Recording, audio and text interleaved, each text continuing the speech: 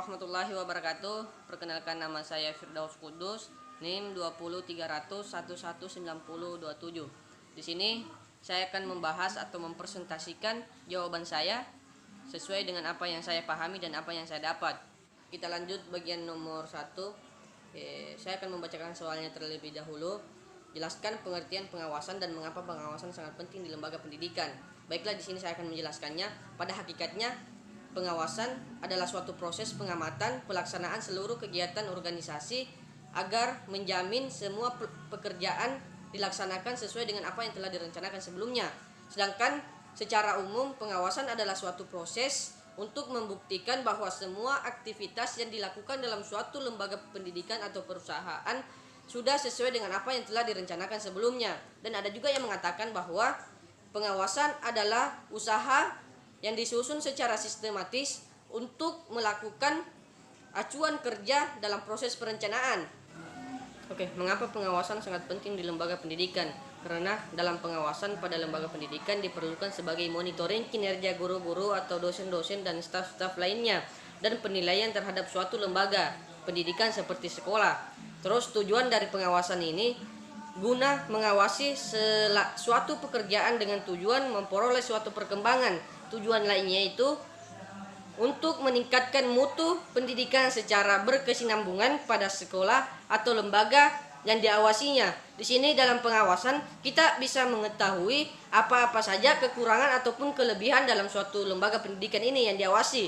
Kemudian dalam kekurangan itu kita bisa memperbaiki supaya lembaga itu bisa berkembang atau maju. Mungkin itu dari saya pemaparan dari pengertian pengawasan dan mengapa pengawasan sangat penting dalam lembaga pendidikan. Mungkin itu yang bisa saya jelaskan. Terima kasih. Kita akan melanjutkan pembahasan kali ini.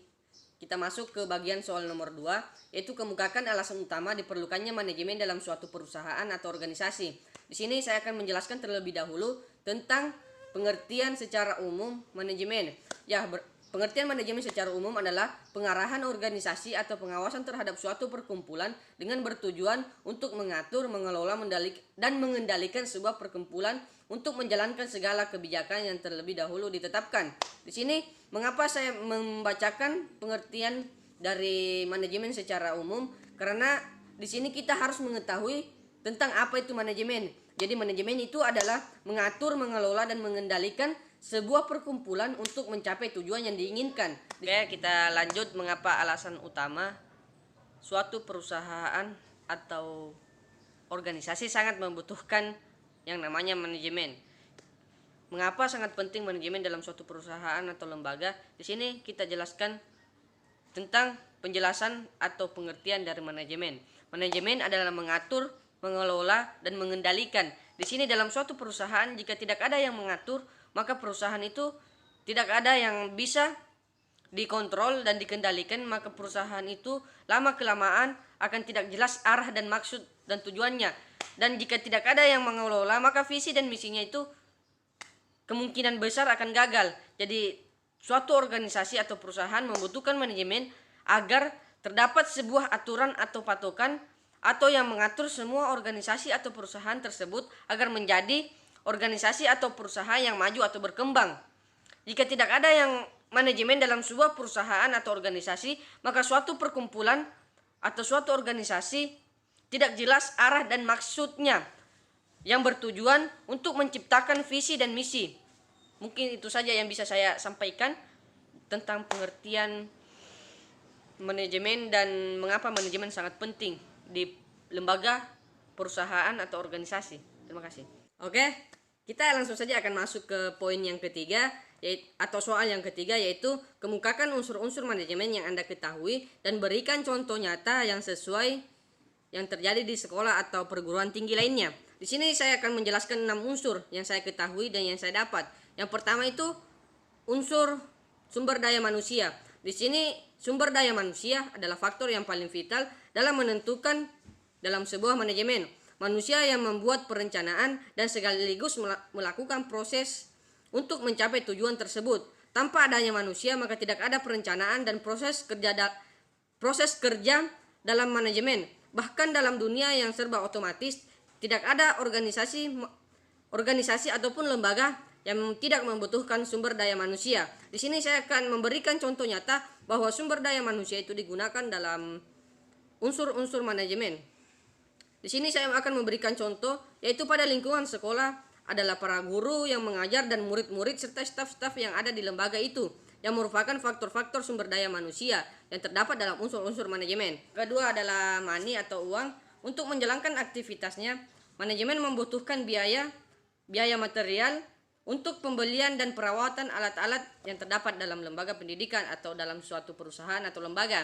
Di sini saya akan menjelaskan contoh nyata bahwa money atau uang diperlukan di lembaga pendidikan atau perguruan tinggi lainnya, yaitu uang digunakan untuk pembelian alat-alat, pembelian perawatan alat-alat, dan pembayaran SPP. Di situ money dilakukan dalam sebuah organisasi, diberikan pada kampus dan digunakan sebagai pembelian alat-alat dalam perguruan tinggi itu.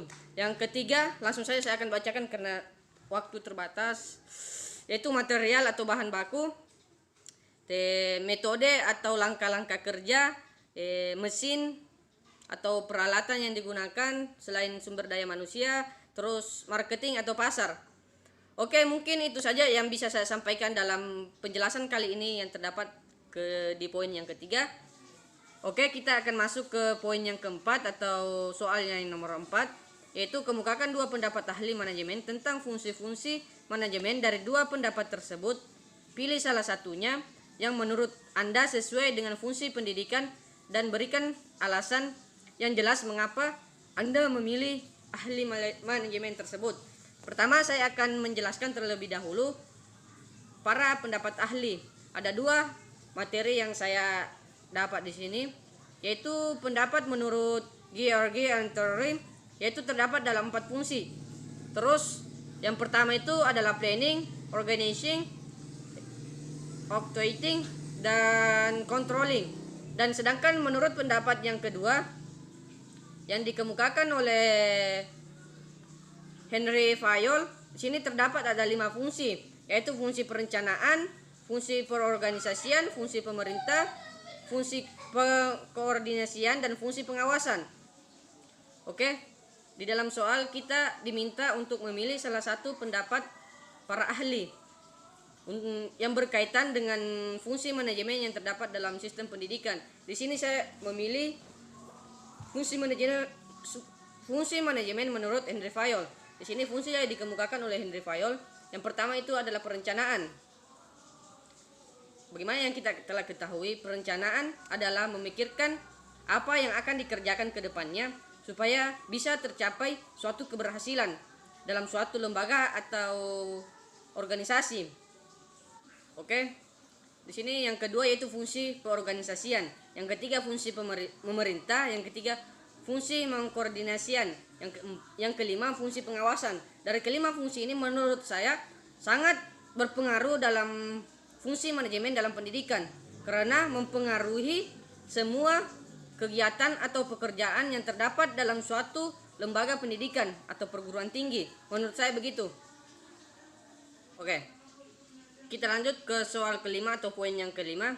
Di sini poin kelima adalah poin yang terakhir yang akan saya jelaskan. Di sini kami disuruh untuk menganalisis suatu bacaan, kemudian kami disuruh untuk menganalisis bacaan tersebut. Bacaan tersebut kemudian kami memberikan solusi seakan-akan kami berada sebagai kepala sekolah. Di sini saya menyimpulkan bahwa bacaan ini para guru mengeluhkan tentang ketidakmampuan siswa dalam mengikuti pembelajaran, atau siswa dianggap terlalu bodoh untuk mengikuti pembelajaran KTSP.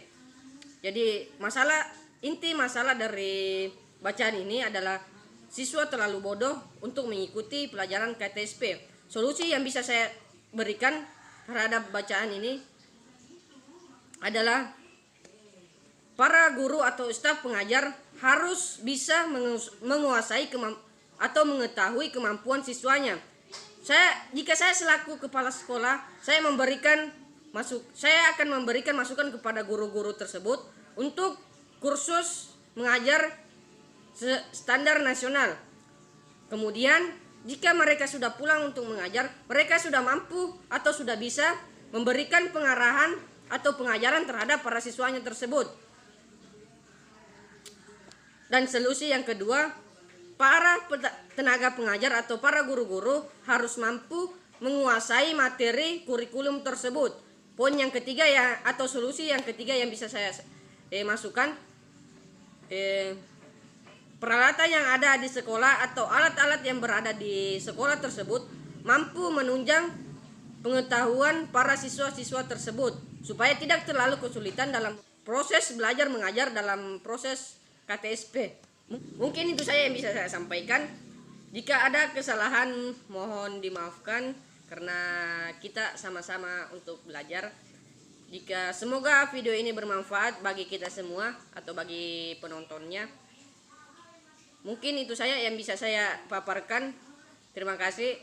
Tolong subscribe, like, and comment supaya bisa menambah nilai saya. Oke, sekian dan terima kasih.